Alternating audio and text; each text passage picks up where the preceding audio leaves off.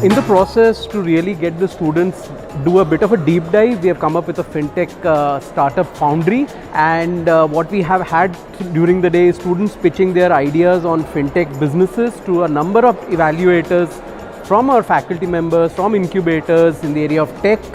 innovation, creativity as well as finance, and we hope that the students will come away with a very good learning experience. We have explored various business models, innovative business models that are existing, and discussed this through case studies, magazine articles, news items, and now this is an opportunity for the students to come up with a new idea, identify a pain point, solve that pain point through a fintech idea, and we can see students have done an amazing job.